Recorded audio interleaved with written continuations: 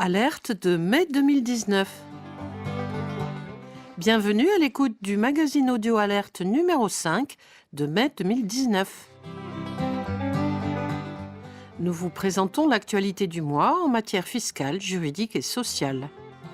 Le prochain magazine sera en partie consacré à l'importante loi Pacte, autrement dit au plan d'action pour la croissance et la transformation des entreprises, qui a été définitivement adopté en avril, mais qui fait l'objet d'un recours devant le Conseil constitutionnel à l'heure où nous enregistrons.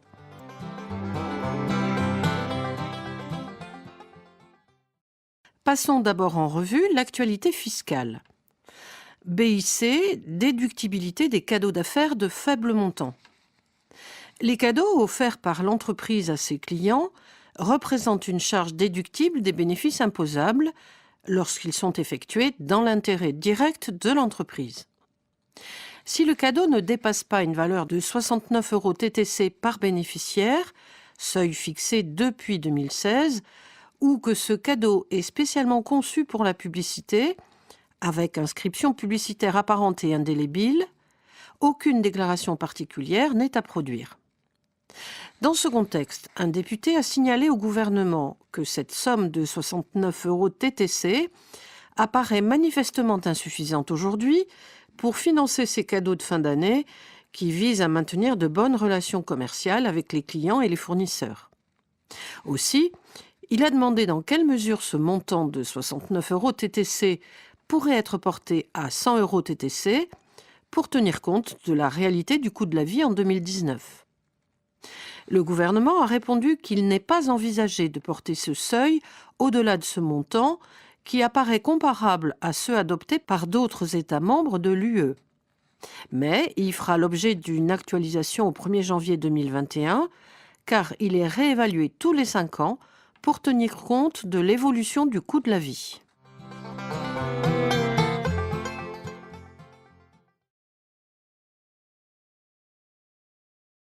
CIR, baisse du seuil de la déclaration complémentaire.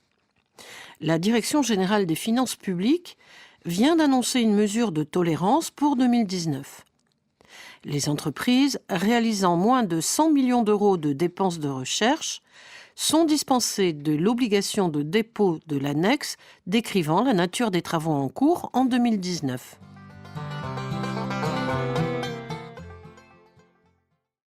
Acompte sur dividende, régime mère-fille. Les acomptes sur dividende bénéficient du régime mère-fille pour leur montant total. Du coup, des acomptes sur dividende peuvent bénéficier du régime mère-fille même s'ils excèdent le montant du bénéfice distribuable de la filiale à la clôture de l'exercice.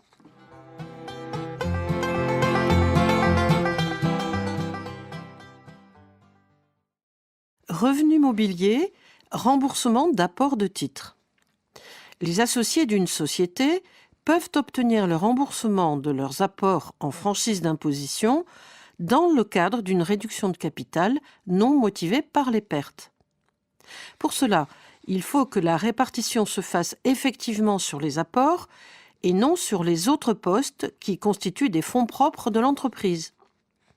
En effet, une répartition n'est réputée présenter le caractère d'un remboursement d'apport que si tous les bénéfices et les réserves, autres que la réserve légale, ont été auparavant répartis. Dans l'hypothèse d'une réduction de capital non motivée par des pertes réalisée par diminution de la valeur nominale des titres reçus dans le cadre d'un échange de titres placé en sursis d'imposition, le Conseil d'État considère que les titres reçus en rémunération de l'apport doivent être réputés être rentrés dans le patrimoine de l'apporteur aux conditions dans lesquelles y étaient entrés les titres dont il a fait apport, compte tenu du caractère intercalaire de l'échange en sursis. En pratique, le montant des apports à retenir doit être calculé non pas à partir de la valeur d'échange des titres, mais par référence au coût d'acquisition des titres apportés.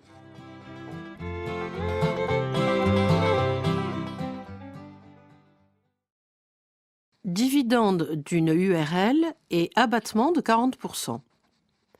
L'application de l'abattement de 40% sur les dividendes imposables au barème progressif de l'impôt sur le revenu est réservée aux distributions résultant d'une décision régulière des organes compétents. À ce sujet, le Conseil d'État a déjà précisé qu'une décision de distribution de dividendes n'est irrégulière que si elle n'a pas été prise par l'organe compétent, si elle est le résultat d'une fraude ou si elle n'entre dans aucun des cas pour lesquels le Code de commerce autorise la distribution de sommes prélevées sur les bénéfices. Appliquant ce principe aux dividendes distribués par une EURL, la haute juridiction juge que n'est pas de nature à justifier la remise en cause du bénéfice de l'abattement de 40%, la seule circonstance qu'une décision de distribution de l'associé unique n'a pas été consignée, pour l'intégralité de la somme distribuée, dans le procès-verbal d'Assemblée générale prévoyant cette distribution et n'a pas fait l'objet de la consignation au registre prévue par les dispositions du Code de commerce.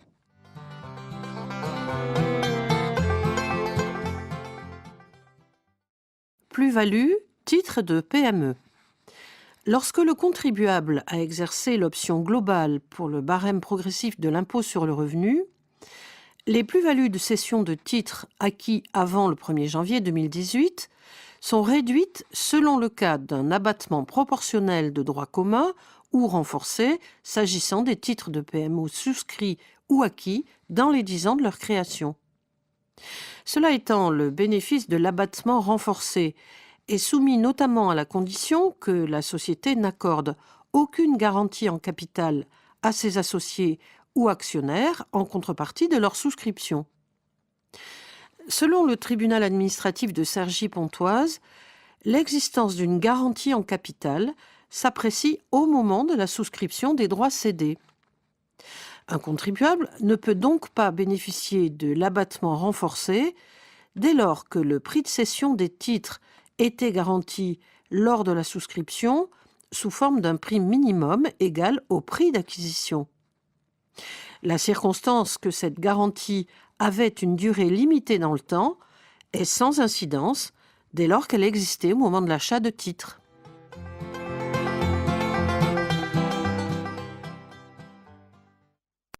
Vente d'un bien immobilier par les héritiers du défunt.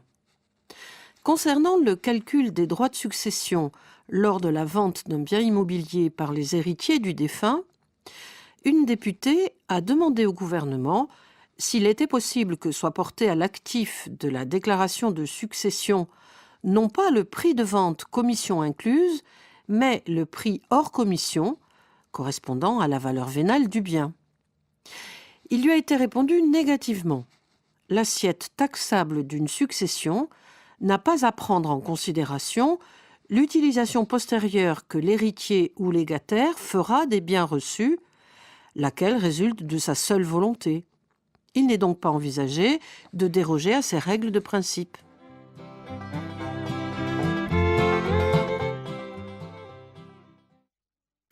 Actualité juridique du mois.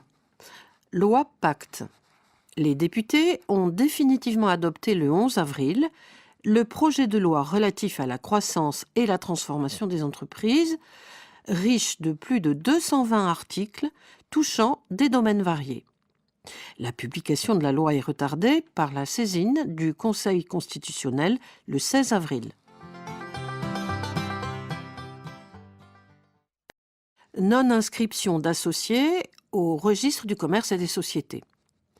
Les associés tenus indéfiniment des dettes sociales, tels les associés de société civile, doivent être inscrits au registre du commerce et des sociétés. Si, à l'occasion de l'examen d'une demande d'inscription au RCS d'un nouveau gérant, le greffe constate que des associés ayant participé à la désignation du gérant ne sont pas mentionnés au RCS, il peut refuser la demande en subordonnant sa recevabilité à l'inscription préalable de tous les associés.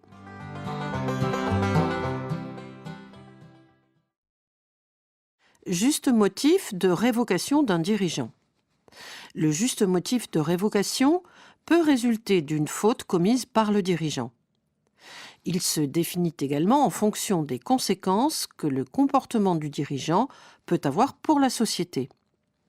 Ainsi, l'attitude du dirigeant constitue un juste motif de révocation lorsqu'elle est de nature à compromettre l'intérêt social ou le fonctionnement de la société. Par exemple, est fondée sur un juste motif et ne donne en conséquence pas lieu à dommages-intérêts, la révocation d'un directeur général délégué qui a manqué à sa mission d'assistance du directeur général en commettant à son encontre des actes de dénigrement risquant de le discréditer aux yeux des actionnaires et de le placer en porte-à-faux vis-à-vis d'eux, et ce, pour défendre ses intérêts personnels.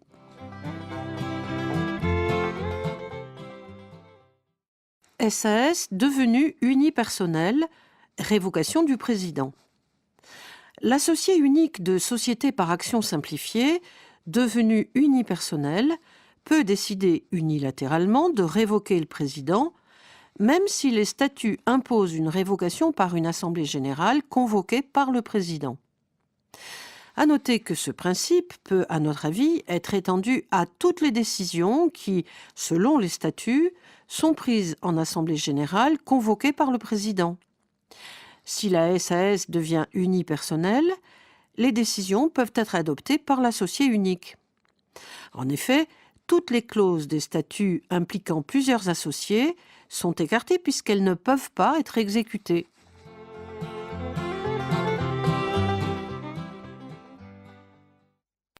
Abus de biens sociaux. Pour être constitutif du délit d'abus de biens sociaux, l'usage des biens de la société par le dirigeant doit être contraire aux intérêts de la société et fait à des fins personnelles. Voici une illustration de ce principe.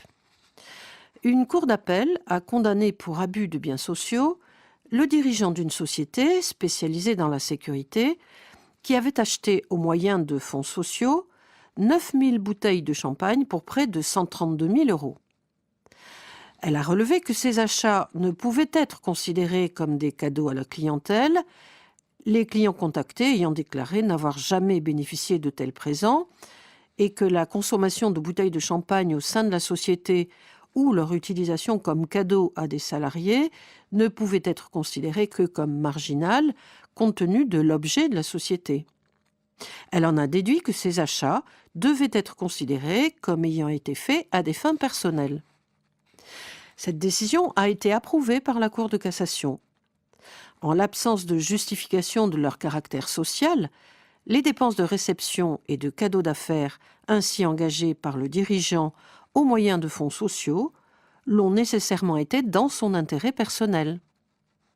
Comme l'épouse du dirigeant a été bénéficiaire au moins en partie des achats effectués, elle a été condamnée pour recel d'abus de biens sociaux pour la totalité des dépenses, dès lors que, également associée de la société et surtout responsable administratif et financier de celle-ci, elle avait bénéficié en connaissance de cause du train de vie de son époux, permis par les abus de biens sociaux dont ce dernier a été reconnu coupable.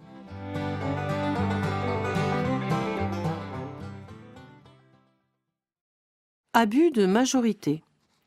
Pendant plusieurs exercices consécutifs, l'Assemblée générale d'une SARL, comportant 2 associés, décide la mise en réserve des bénéfices et l'augmentation de la rémunération du gérant associé majoritaire. Pour les juges, la mise en réserve des bénéfices ne peut pas être tenue pour une mesure de prudence dans un contexte économique difficile si elle est le résultat de l'augmentation de sa rémunération par le gérant majoritaire. Elle constitue donc un abus de majorité. Oui, et rappelons que la sanction de l'abus de majorité consiste dans l'annulation rétroactive de la décision litigieuse. Il appartient donc aux associés de se prononcer à nouveau sur le projet de résolution à l'origine de l'abus, et cette fois conformément à l'intérêt de la société et des associés minoritaires.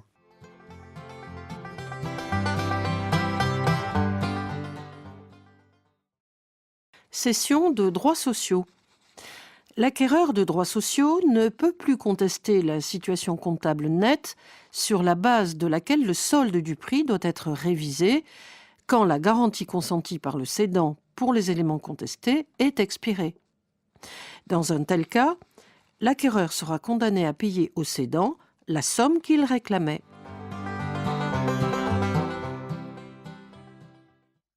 Abus par abstention du droit d'agrément.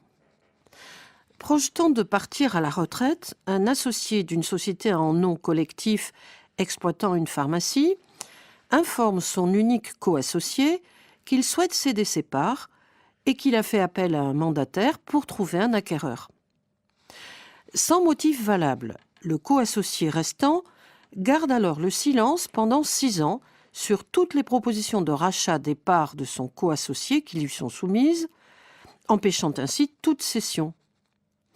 Il a été jugé qu'en gardant ainsi le silence sans motif valable et en ne faisant connaître son intention de se porter acquéreur de parts qu'au cours de la procédure d'appel, 6 ans après la première notification faite par son co-associé de sa volonté de céder ses parts, l'associé restant s'était fautivement abstenu d'exercer son droit d'agrément. Par suite, il a été condamné à verser des dommages-intérêts à son co-associé à hauteur de 150 000 € en réparation du préjudice résultant de la perte de revenus liée à l'impossibilité de se retirer de la société et de 80 000 € en réparation du préjudice moral. Et en l'absence de dispositions conventionnelles contraires, cette solution peut être étendue aux SAS et aux sociétés civiles. En revanche, attention, elle n'est pas transposable aux sociétés anonymes et aux SARL. En effet, dans ces sociétés, la décision relative à l'agrément doit être prise dans un délai de 3 mois à compter de la notification de la cession. À défaut, l'agrément est réputé acquis.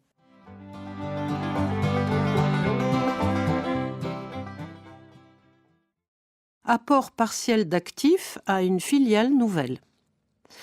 Le rapport d'un commissaire aux apports n'est pas requis en cas de constitution d'une filiale par apport partiel d'actifs ne comportant aucun autre apport que celui de la société apporteuse et donnant lieu à attribution des actions de la filiale aux actionnaires de la porteuse.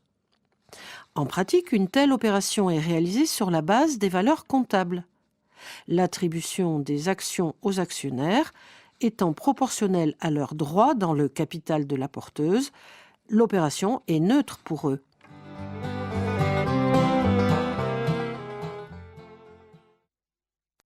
Ouverture d'une nouvelle procédure après résolution d'un plan de redressement. En cas de résolution d'un plan de sauvegarde ou de redressement et d'ouverture d'une nouvelle procédure collective, le créancier inscrit au plan ou admis au passif est dispensé de déclarer sa créance. Mais il peut la déclarer ensuite à nouveau pour un montant supérieur à celui admis dans la première procédure. Par cette déclaration, il se soumet à la procédure de vérification de la seconde procédure, dans le cadre de laquelle le débiteur et le liquidateur peuvent contester la créance. En effet, l'admission ou le rejet de la créance dans la première procédure collective n'a pas autorité de la chose jugée dans la seconde procédure ouverte à l'égard du même débiteur après résolution de son plan de redressement.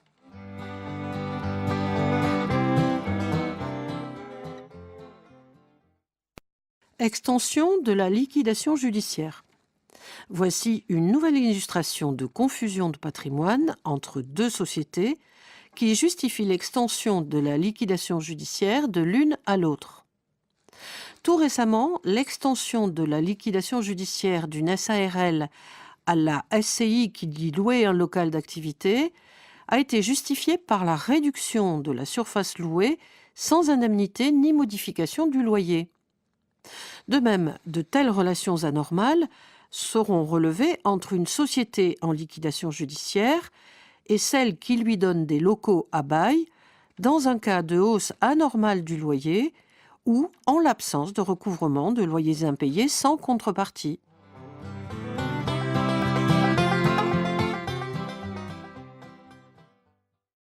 Garantie à première demande, différence avec le cautionnement.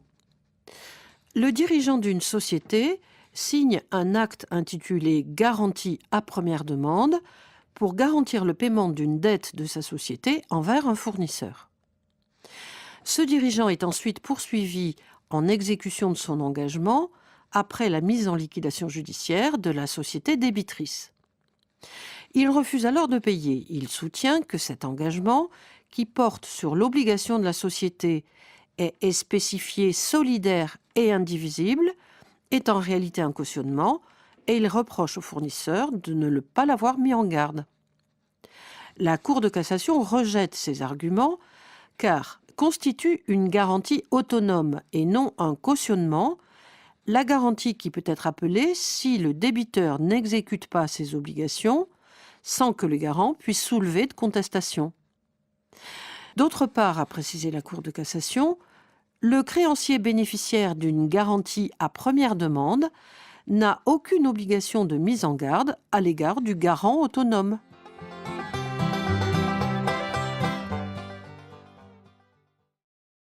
Cautionnement d'un emprunt par un associé. Le gérant et associé majoritaire d'une société qui vient d'être constituée se porte caution à hauteur de 5 millions d'euros d'un prêt bancaire consenti à sa société en vue de l'achat d'un fonds de commerce de pharmacie. Après la mise sous sauvegarde de la société, la banque poursuit le gérant en exécution de son engagement de caution. La caution lui ayant opposé la disproportion de son engagement à ses biens et revenus, la banque fait valoir que les parts de la société débitrice dont la caution est titulaire font partie du patrimoine à prendre en considération pour apprécier ses biens et revenus. Or, selon la banque, la valeur de ces parts doit être fixée en fonction de leur valeur marchande, en tenant notamment compte des résultats précédemment réalisés par le fonds de commerce acquis. Cet argument a été rejeté par la Cour de cassation. Celle-ci estime au contraire que la valeur des parts de la société était, lors de la conclusion du cautionnement, à un moment où la société n'avait aucune activité, proche de leur montant nominal. La banque ne pouvait donc pas se prévaloir du cautionnement souscrit à son profit, car il était disproportionné aux biens et revenus de la caution.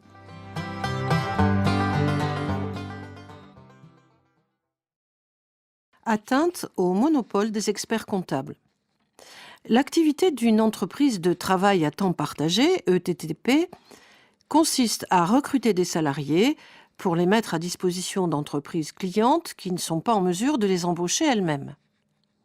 Récemment, l'Ordre des experts comptables a reproché à une ETTP ayant mis un salarié comptable à disposition de divers clients de porter atteinte au monopole de la profession et il a agi contre elle afin de lui interdire cette activité. Une cour d'appel a rejeté l'action pour 2 raisons. D'une part, les dispositions applicables aux ETTP n'excluent pas par elles-mêmes le recours à des salariés comptables. D'autre part, au terme des contrats de travail conclus entre l'ETTP et le salarié mis à disposition, celui-ci devait rester sous le contrôle, l'encadrement et la surveillance d'un responsable de l'entreprise cliente qui devait lui assurer les moyens d'exécution de sa mission, si bien qu'il existait entre cette entreprise et le salarié un lien de subordination exclusif d'une intervention du salarié en son nom propre et sous sa responsabilité. La Cour de cassation approuve l'arrêt d'appel sur le premier point, mais elle le censure néanmoins car la Cour d'appel aurait dû vérifier concrètement si les conditions d'exercice de l'activité par l'ETTP ne caractérisaient pas une fraude au monopole de la profession. Il appartiendra donc à la Cour d'appel de renvoi d'analyser les conditions concrètes de l'exercice de son activité par l'ETTP pour déterminer si une atteinte au monopole de la profession est caractérisée.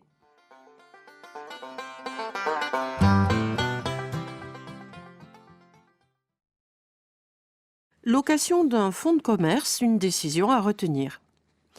Vous savez qu'un fonds de commerce ne peut être mis en location-gérance que si le loueur, personne physique ou morale, a lui-même exploité ce fonds pendant au moins 2 ans ou s'il a obtenu en justice la réduction ou la suppression de ce délai d'exploitation personnelle. Du coup, le contrat de location-gérance est nul dès lors qu'il a été conclu sans dispense du loueur d'exploitation personnelle pendant 2 ans. Cela étant, pour la Cour de cassation, la location-gérance conclue avant que le loueur obtienne une dispense d'exploitation antérieure du fonds est valable si elle l'a été sous la condition suspensive de l'obtention de cette dispense. Et précisons que le propriétaire du fonds peut demander la dispense d'exploitation personnelle par requête auprès du tribunal de grande instance, en justifiant notamment qu'il est dans l'impossibilité d'exploiter le fonds lui-même ou par l'intermédiaire de préposés. Rappelons aussi par ailleurs que l'exigence d'une exploitation personnelle du fonds avant sa mise en location-gérance est écartée par la loi dans certaines hypothèses, par exemple pour les héritiers ou légataires d'un commerçant décédé, ou encore pour les cinémas et les théâtres.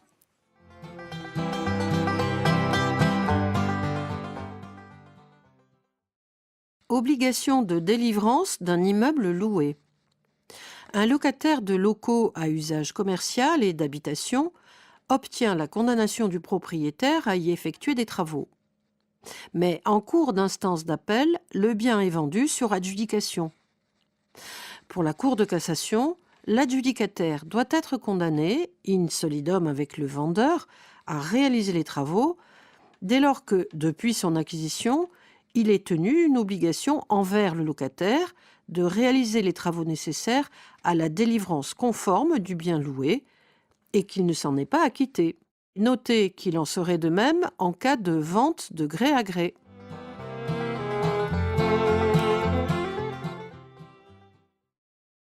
Propagation d'un incendie entre immeubles. Un incendie se déclare dans un atelier de carrosserie et se propage à l'appartement situé au-dessus. Le propriétaire de celui-ci demande alors réparation du préjudice à l'exploitant de l'atelier et au bailleur des locaux sur le fondement de la responsabilité pour trouble anormal de voisinage. Sa demande est rejetée. La responsabilité du fait des troubles excédant les inconvénients normaux de voisinage ne peut pas être étendue au cas de propagation d'un incendie entre immeubles voisins, lequel relève de la responsabilité au titre de la garde de la chose. Autrement dit, dans une telle situation, la personne qui détient à un titre quelconque tout ou partie d'un immeuble ou des biens immobiliers dans lesquels un incendie s'est déclaré n'est responsable vis-à-vis des tiers des dommages causés par cet incendie que si celui-ci a été causé par sa faute ou par celle des personnes dont elle est responsable. C'est sur le terrain du régime spécifique de la responsabilité légale qu'il faut agir, ce qui exclut l'application de la responsabilité pour trouble anormal de voisinage.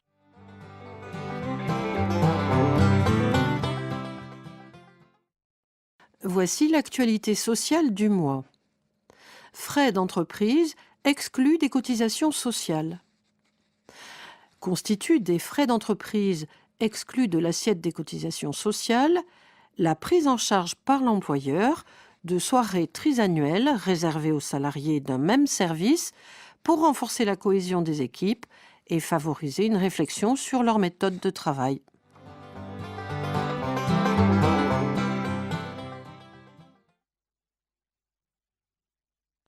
Cotisation sociale, heures supplémentaires.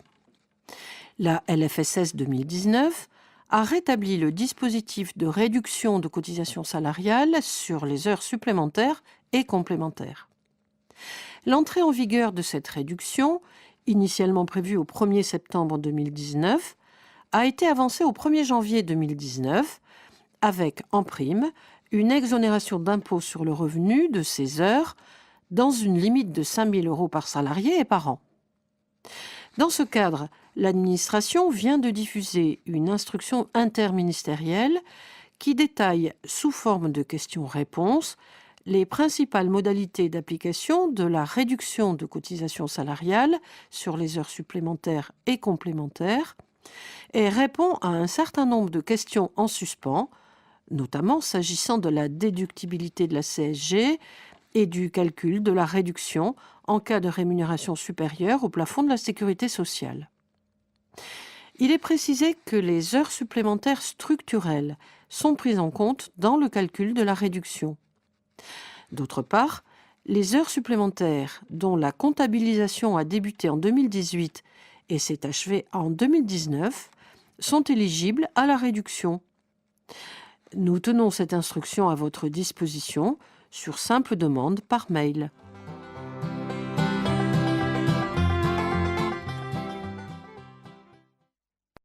Temps partiel, 2 décisions importantes à connaître.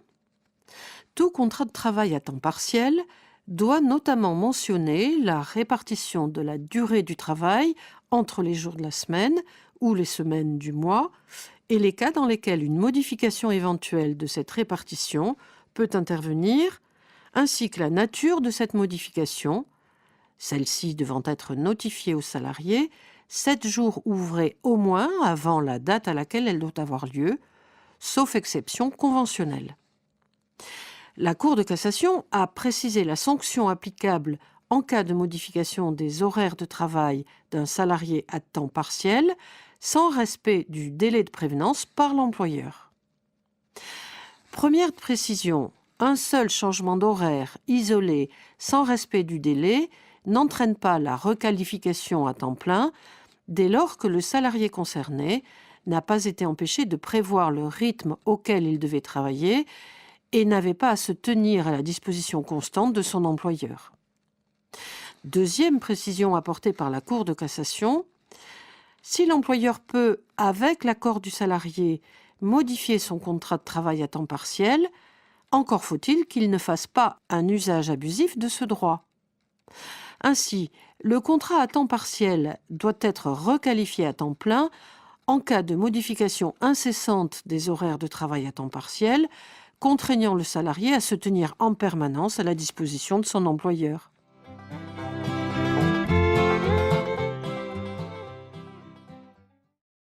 Amiante, indemnisation du préjudice d'anxiété.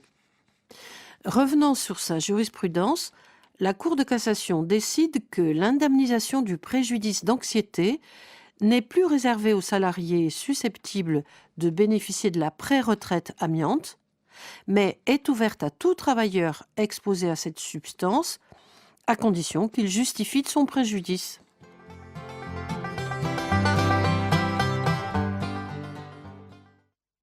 CDD d'usage. En cas de conclusion de contrat à durée déterminée d'usage d'une durée inférieure ou égale à 3 mois, la cotisation d'assurance chômage due par l'employeur est fixée à 4,55%, soit une cotisation patronale d'assurance chômage de 4,05% pour le cas général, plus une majoration de 0,50%. Notez que cette majoration de 0,50% a cessé de s'appliquer aux rémunérations versées au titre des périodes d'emploi courant depuis le 1er avril 2019.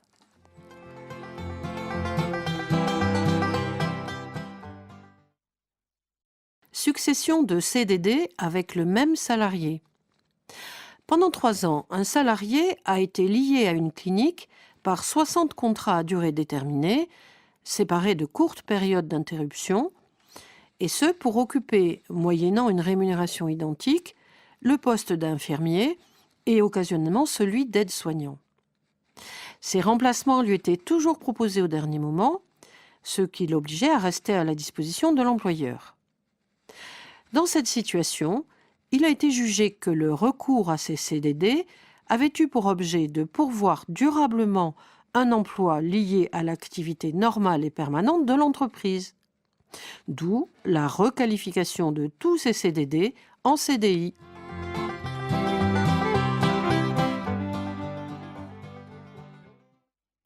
Licenciement lié à une absence pour maladie. L'employeur ne peut pas se prévaloir de la perturbation du fonctionnement de l'entreprise causée par l'absence prolongée du salarié lorsque cette absence est la conséquence du harcèlement moral dont l'intéressé a été l'objet. Le licenciement prononcé à raison d'une telle absence est nul.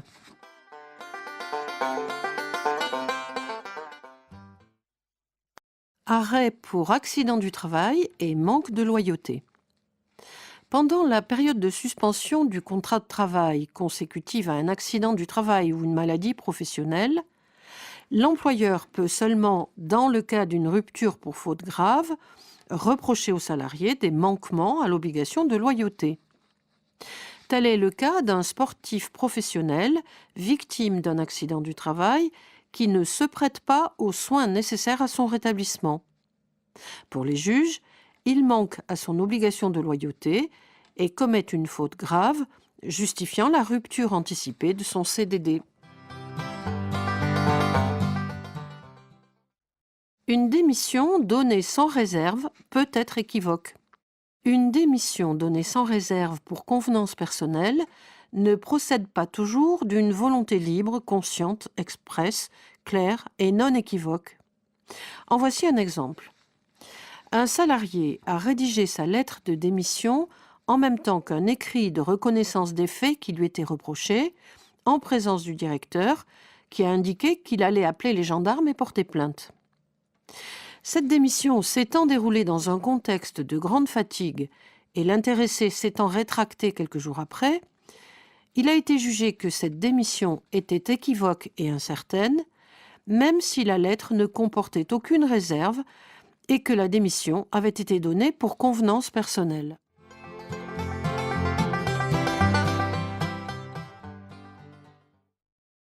Résolution unilatérale du contrat de travail. Avant de prendre acte de la rupture de son contrat, le salarié doit-il demander à l'employeur de faire cesser les manquements qu'il lui reproche ? Non, répond la Cour de cassation. La prise d'acte de la rupture est soumise à un formalisme réduit à son strict minimum. Il suffit d'un écrit du salarié adressé directement à l'employeur pour exprimer sa volonté certaine de rompre le contrat en raison d'agissements fautifs de celui-ci.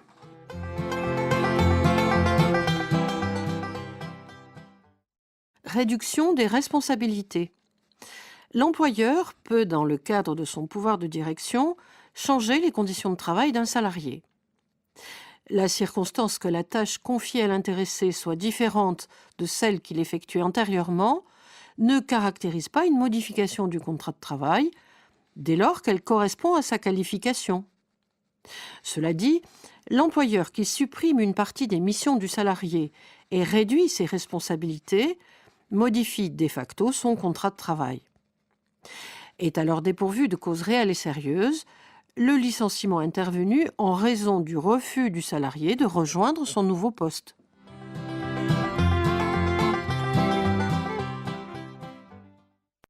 Licenciement économique, priorité de réembauche. Modifiant sa jurisprudence, la Cour de cassation dénie désormais aux salariés non informés sur la priorité de réembauche tout droit à indemnisation systématique. Le salarié doit donc démontrer l'existence d'un préjudice distinct de celui résultant de son licenciement, l'évaluation de celui-ci relevant du pouvoir souverain d'appréciation des juges du fond.